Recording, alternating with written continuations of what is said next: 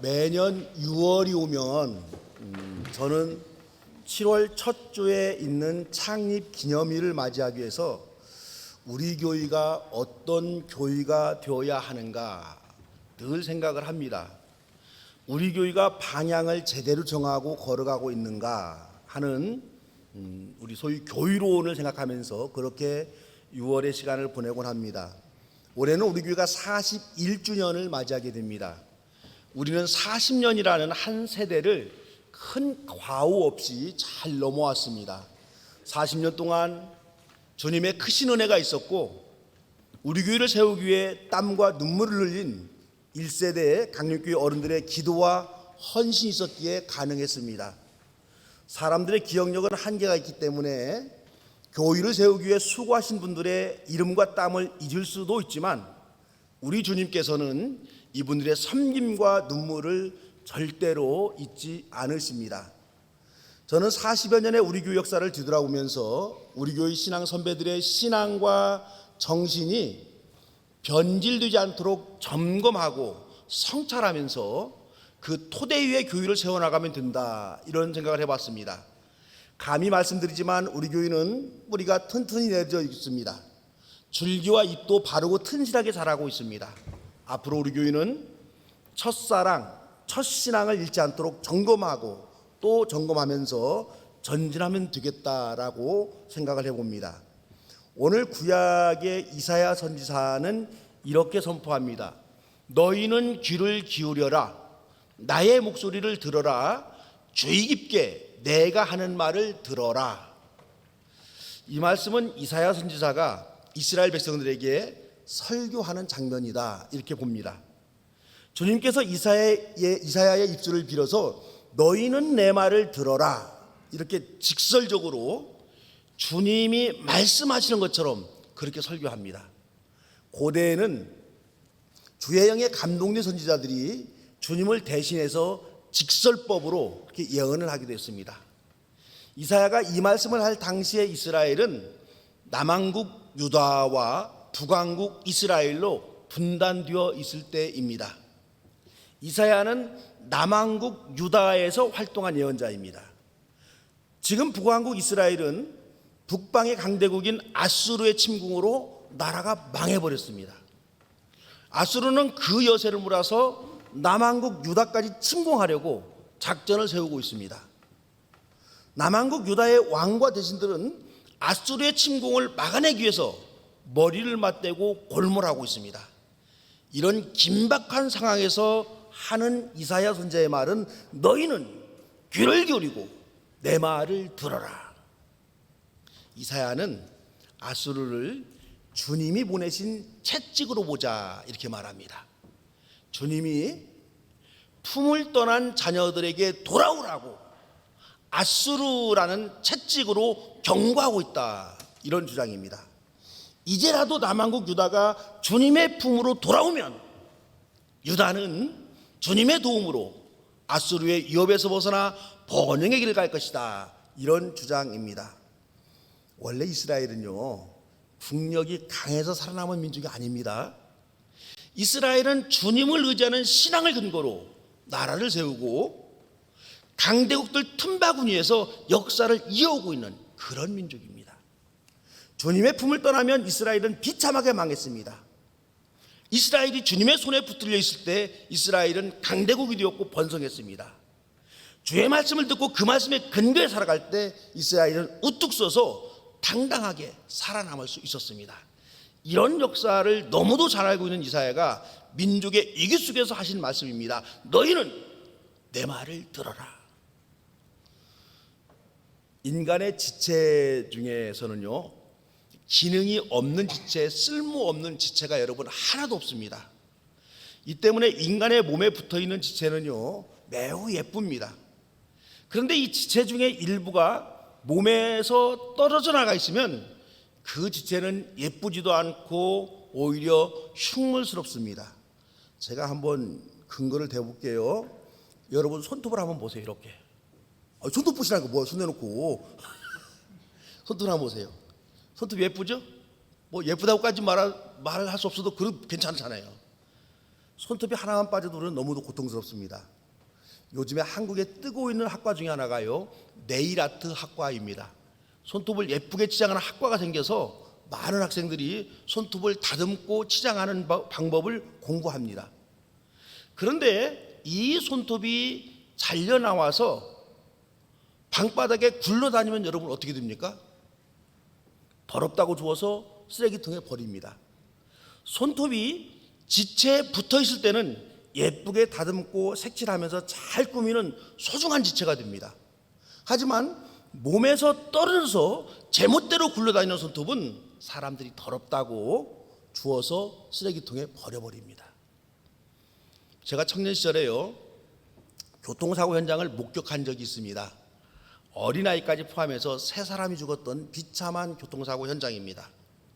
그 현장에서 많은 사람들이 모여서 웅성웅성합니다. 그래서 무엇을 보고 그러는가 하고 사람들 틈을 비집고 가서 이렇게 쳐다보았는데요, 거기에는 사고로 사람의 발목이 잘려서 발목만 땅에 나뒹굴고 있었습니다.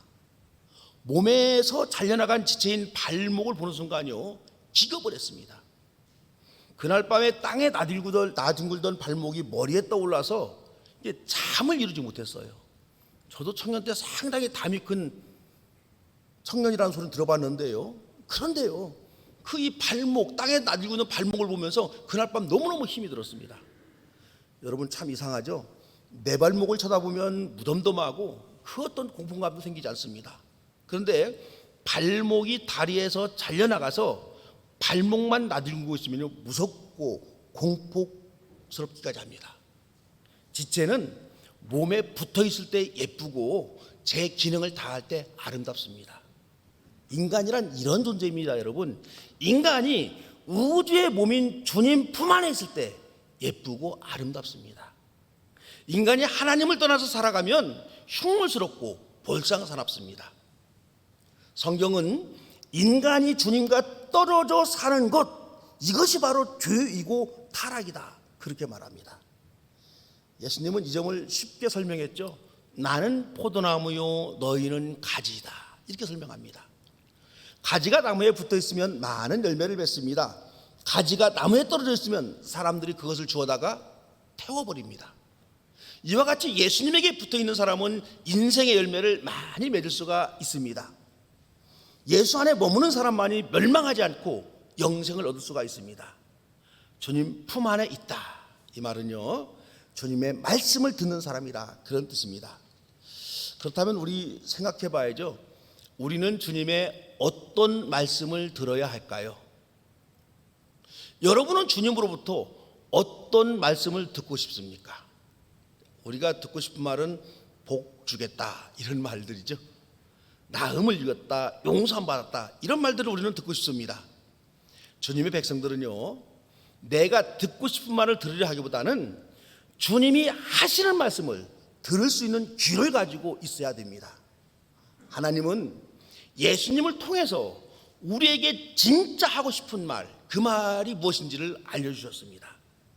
예수님이 우리에게 가르쳐 주신 말씀이 하나님이 우리에게 들려주시는 그 말씀입니다. 우리는 그 말씀을 들을 줄 알아야 하고 그 말씀대로 살아야 그리스도인입니다. 오늘 신약 본문을 제가 2군데 읽었습니다. 예수님을 통해서 하나님이 우리에게 들려주시는 말씀이라 판단해서 2곳을 다 읽었습니다. 사건은 다르지만은요, 내용은 동일한 말씀입니다. 2 말씀 다 예수님이 죽기 직전에 제자들에게 가르쳐 주신 말씀입니다.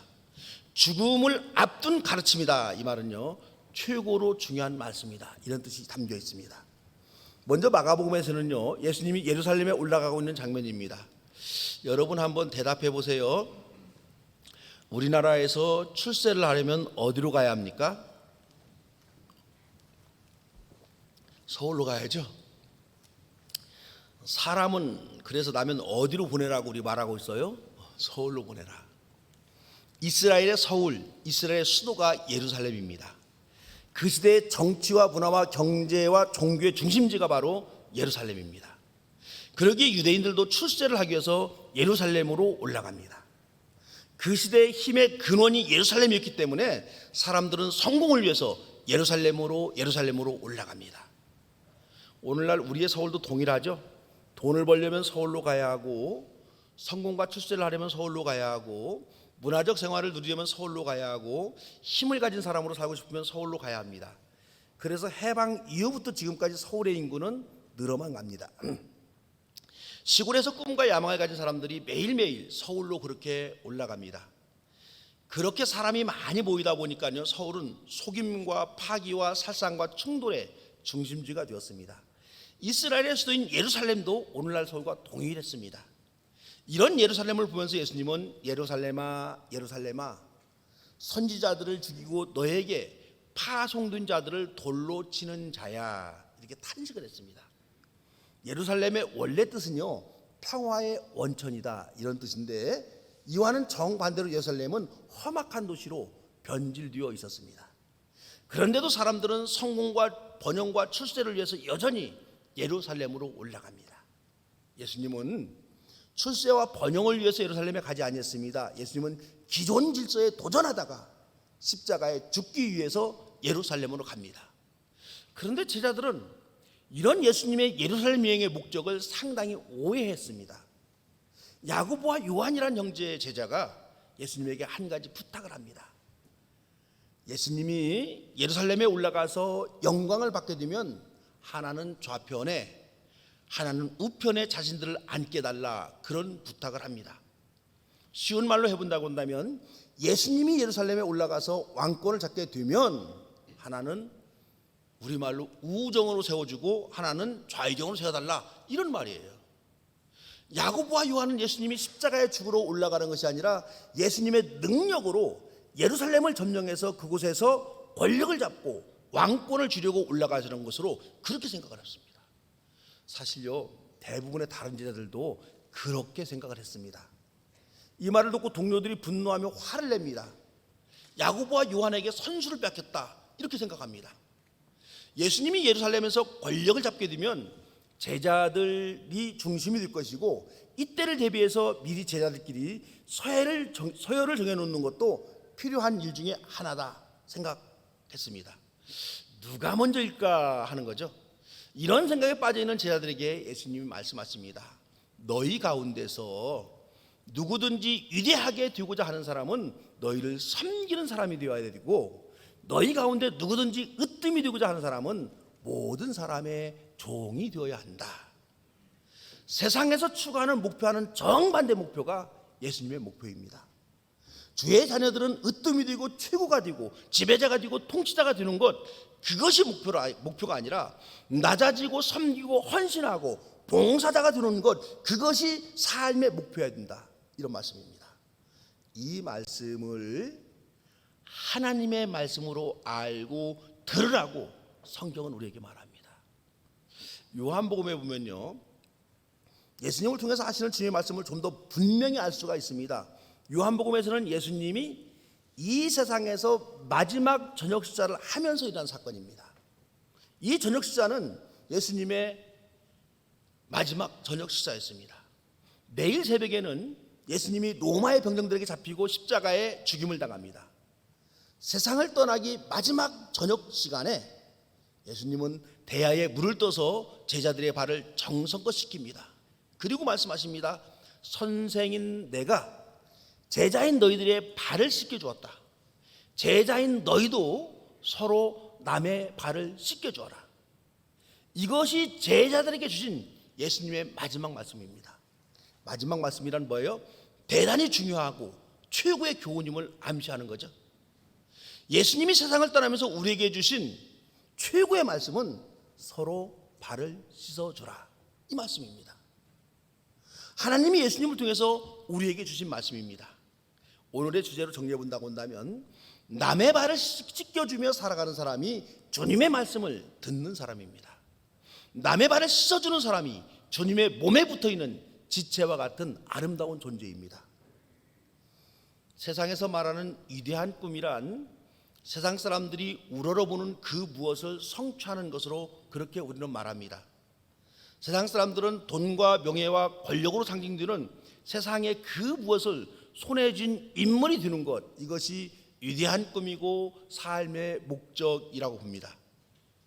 그래서 부모들은요, 자식들에게 그렇게 공부하라고 강요하는 이유가 세상에서 사람들이 부러워하는 그 어떤 위치에 올라가서 일생 동안 편하게 살고 떵떵거리며 살아가게 하려고 그렇게 부모들은 공부를 강요합니다. 신앙을 가진 사람들은요, 세상적인 위대한 꿈과 소원을 하나님이라는 절대자의 힘을 빌어서 이 땅에서 이뤄보려고도 합니다.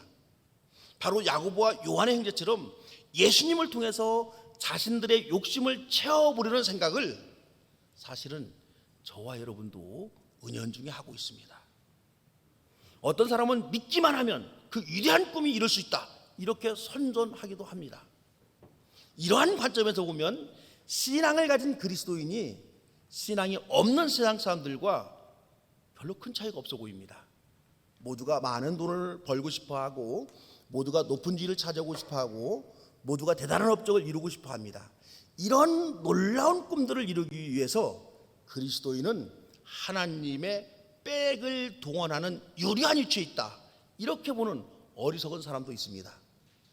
그런데 오늘 우리가 들은 예수님의 말씀을 생활 속에 적용해 본다면 우리는 대단히 큰 혼란을 가져오게 됩니다. 섬김이 내 삶의 목적이다. 다른 사람을 구원하기 위해서 내 몸을 내어주는 것이 나의 위대한 꿈이다. 이렇게 말씀하신 예수님의 말씀을 듣고 예수님의 목적과 꿈을 우리 생활 속에서 실천해야 할 진리로 받아들이기가, 이게 우리가 절대로 쉽지가 않습니다. 만일 우리가 예수님의 이 말씀을 생활 속에서 실천하는, 생활 속의 진리로 받아들인다면 우리들이 생각하는 위대한 꿈, 우리들이 생각하는 삶의 목적부터가 궤도를 수정해야 됩니다. 그리스도인의 삶의 목적은요, 타인을 위해서 내 자신을 활활 불태우는 이런 것으로 삶의 방향이 바꿔져야 됩니다. 과연 저와 여러분이요, 생활 속에서 낮아지고 섬기는 그런 삶의 목적과 꿈을 가지고 살아갈 수가 있을까? 그런데 여러분, 우리 주변을 이렇게 살펴보면요, 그렇게 말하는 집단이 있습니다. 어떤 사람들이에요? 정치인들. 정치인들은, 이 사람들은 연설을 들어보면 국민들을 위해서 자신의 한 몸 헌신하고, 국민들을 위해서 자신의 한 몸 희생하고, 심지어 국민들을 위해서 자신의 몸을 불사르기까지 하겠다, 이런 과장된 선언도 서슴없이 합니다. 그래서 여러분, 정치인들의 이야기를 이렇게 들어보면요, 하나도 버릴 것이 없습니다. 다만 이 정치인들의 문제점은 입으로만 한다는 점에 문제가 있습니다. 입으로만 국민을 위해서, 입으로만 민족을 위해서 이것도 하고 저것도 한다, 그렇게 말합니다. 정치인들은 말은 그렇게 하고 실제로는 그 중심에 자신의 사리사욕을 채우는데 무섭게 행동합니다. 그래도 정치인들이 한 가지 꽤 괜찮은 점은요, 정치란 왜 하는 것인 줄 지식으로라도 알고 있다, 이 점입니다. 입으로 하겠다고 하고 안 하는 것은 여러분, 이건 사기죠. 그래서 정치하는 사람들과 상대할 때는 대단히 조심해야 됩니다. 신앙인들도 이웃을 내 몸처럼 사랑하고 섬기겠다 기도합니다. 예수님의 사랑을 온몸으로 살아내겠다고 그리스도인들도 입으로 기도하며 선언합니다. 이 결단으로만 끝나고 생활 속에서 실천하지 않는다고 한다면 신앙인들은 정치인들과 동질 집단이 되어버립니다. 그런데 여러분, 우리가 조금만 깊이 생각해 보면 대부분의 사람들이 예수님이 말씀하신 꿈과 희망을 가지고 살아가고 있다, 이 사실을 여러분 발견하게 됩니다. 여러분들이 여러분들의 자녀들을 위해서는 여러분 그렇게 살잖아요. 자녀들을 위해서 부모는 필요하다면 자신의 꿈과 안락한 삶을 접어버리고 자녀들을 뒷바라지하면서 자녀들을 섬기며 살아갑니다.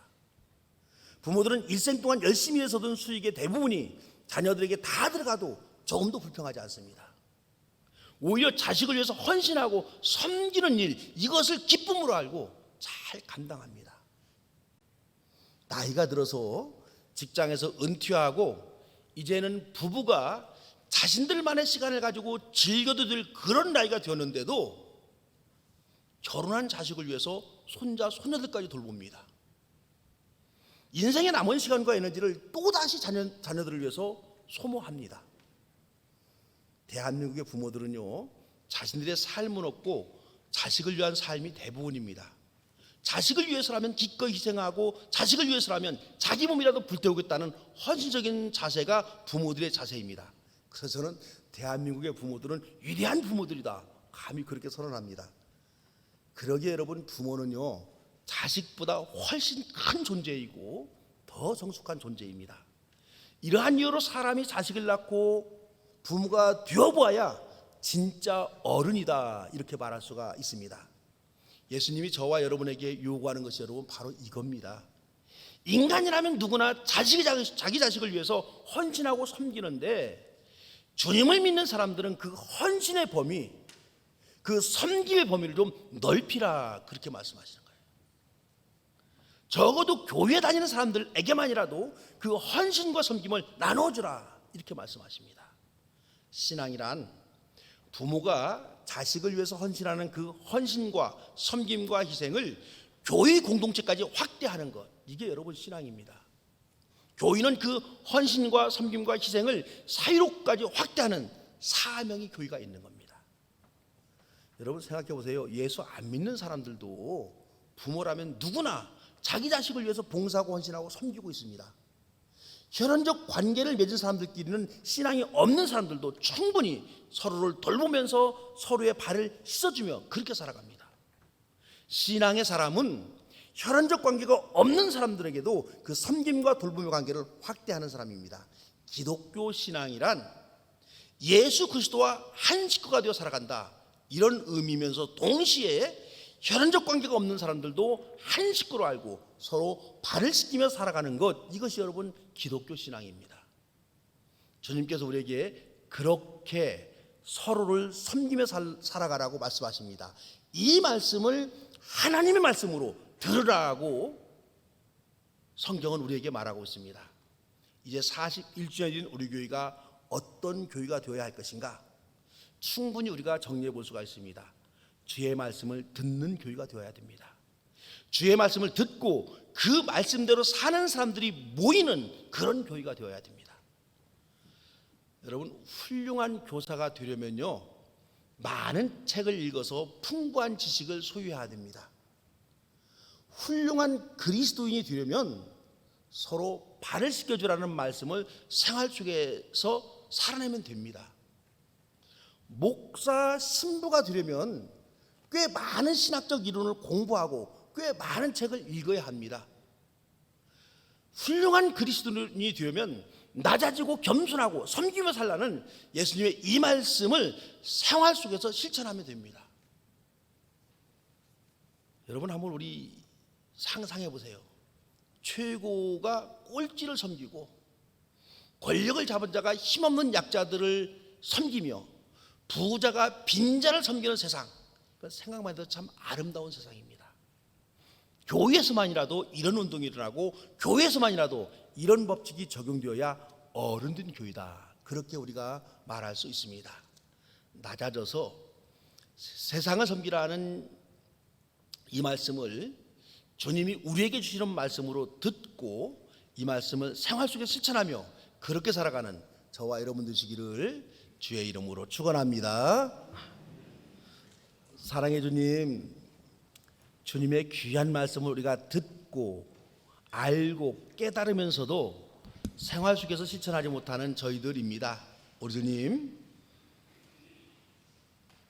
서로 발을 씻어주는 겸손한 이 마음을 우리가 살아가면서 우리의 생활로 살아낼 수 있도록 도우시고 인도해 주시옵소서. 예수님의 이름으로 기도드리옵나이다.